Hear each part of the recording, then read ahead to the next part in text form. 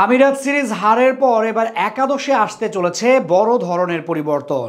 ব্যর্থ সিরিজের হতাশা ভুলতে এবার বাড়তি প্রস্তুতির সাথে একাদশ সাজাতেও কিছুটা বিপাকে পড়তে পারেন টাইগার কোচ। তবে ব্যাটিং অর্ডারে আসতে পারে আমূল পরিবর্তন, মিডল অর্ডারেও লাগতে যাচ্ছে পরিবর্তনের ছোঁয়া, পাশাপাশি বোলিং ইউনিট নিয়েও করা হবে নতুন পরিকল্পনা। তাই কারা থাকছেন পাকিস্তান সিরিজের সেরা একাদশে, এ নিয়ে বিস্তারিত থাকছে রিপোর্টে।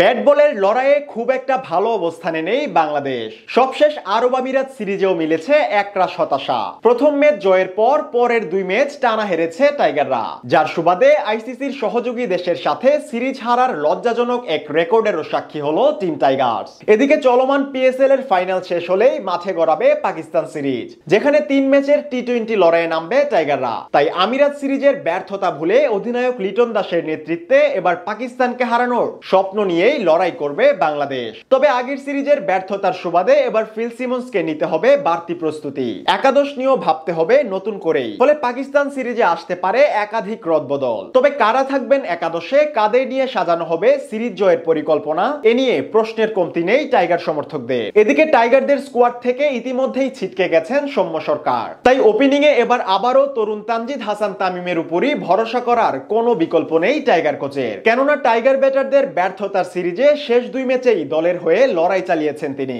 তার সাথে ওপেনিং এর আরেক প্রান্তে দেখা যেতে পারে পারভেজ হোসেন ইমনকে। প্রথম ম্যাচে সেঞ্চুরি হাঁকানোর পর দ্বিতীয় ম্যাচে চোটের কারণে একাদশে ছিলেন না তিনি। যদিও শেষ ম্যাচে ছন্দ খুঁজে পাননি, তারপরও তার উপরই আস্থা রাখতে হবে ফিল সিমন্সের। এদিকে ওয়ান ডাউনে থাকতে পারেন দলের অধিনায়ক লিটন কুমার দাস। আইসিসির সহযোগী দেশের সাথে সিরিজ হারের লজ্জা ঘোচাতে এবার নিজের নামের প্রতিও সুবিচার করতে হবে টাইগার কাপ্তানের। অন্যদিকে মেহেদী হাসান মিরাজের অন্তর্ভুক্তিতে এবার মিডল অর্ডারেও লাগতে পারে পরিবর্তনের ছোঁয়া, যেখানে 4 নম্বর পজিশনে দেখা যেতে পারে টাইগারদের বাকি 2 ফরম্যাটের অধিনায়ক নাজমুল শান্তকে।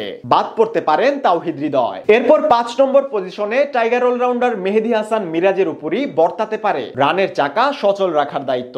বর্তমান সময়ে দারুণ পারফরমেন্স করছেন তিনি, সেটা পাকিস্তান সিরিজেও দেখতে চাইবে ফিল সিমন্স। 6 নম্বরে দেখা মিলতে পারে টাইগার ফিনিশার জাকের আলী অনিকের। সবশেষ ম্যাচেও তার আগ্রাসী ব্যাটিং এর কারণেই কিছুটা হলেও মান বেঁচেছে টাইগারদের, নয়তো 100 পেরোনোর আগেই গুটিয়ে যাওয়ার সম্ভাবনা ছিল ব্যাটিং লাইনের। এদিকে আরেকটা সুযোগ পেতে পারেন শামীম পাটোয়ারিও। বিপরীতে স্পিন ইউনিটে মিরাজের সাথে লেগ স্পিনার রিশাদকেই বিবেচনায় রাখবেন টাইগার কোচ। সম্প্রতি পিএসএল এও দারুণ সময় কাটাচ্ছেন তিনি। তবে এবার পেস অ্যাটাকে আসতে চলেছে বড় ধরনের পরিবর্তন। আইপিএল শেষ করে একাদশে আসতে পারেন মুস্তাফিজুর রহমান, তার সাথে কোচের আস্থা হতে পারেন তানজিম সাকিবের মতো পেসার। এছাড়া শেষমেশ নাহিদ রানা না থাকায় একাদশে দেখা যেতে পারে হাসান মাহমুদকেই।